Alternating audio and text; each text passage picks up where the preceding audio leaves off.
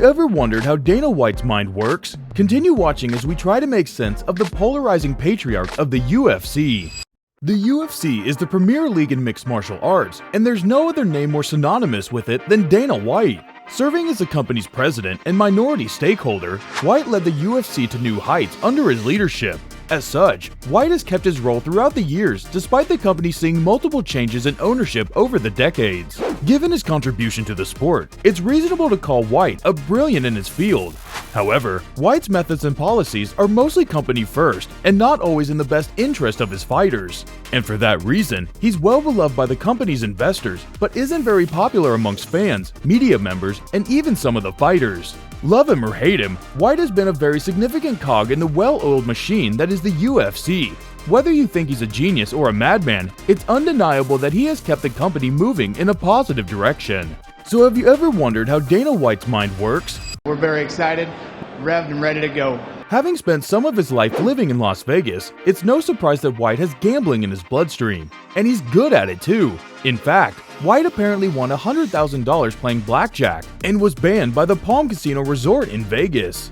Why is this relevant? Well, that's because White's gambling proclivities show up when it comes to making some big business decisions. This is a man who is willing to risk big to win it all, and that mentality has clearly worked out well for him and the company. Dana White has taken massive risks in the past, from resisting network pressure to taking his fighters to court. In 2007 and 2008, there were headlines about a potentially game-changing UFC TV deal. It was speculated that HBO was the frontrunner, with one of the big three networks also in contention. But when White and his associates got into the room with these parties, it was clear that no one even came close to persuading the UFC. Dana made a key decision to refuse to let network executives take control of the company for chump change, and in doing so, he took a big risk by choosing to control his own destiny. This decision, which was roundly criticized at the time, turned out to be one of the best Dana ever made.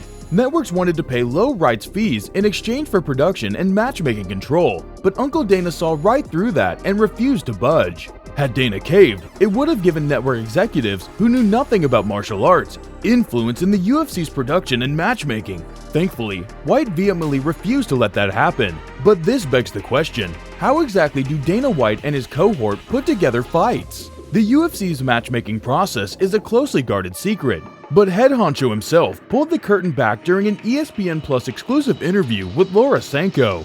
The UFC president revealed that the official rankings are far from the deciding factor when putting fights together on the sport's biggest stage. He added that while the rankings are definitely considered, fan interest and engagement are also essential factors in putting together matchups. Simply put, UFC matchmaking is more art than science. By now, it should be abundantly clear for all its perceived flaws, White is very essential to the success of the UFC. However, Father Time is undefeated, and he comes for athletes and executives alike. So when the time comes for Dana to step down from his post and ride off into the sunset, who replaces him? During an interview with Barstool Sports, White revealed that he already has a successor in mind, though he refuses to name who it might be.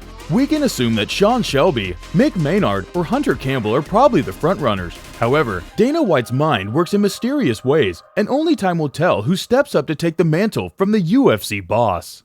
That about does it for Sportskeeda MMA. If you love this video and want to see more, tap that subscribe button.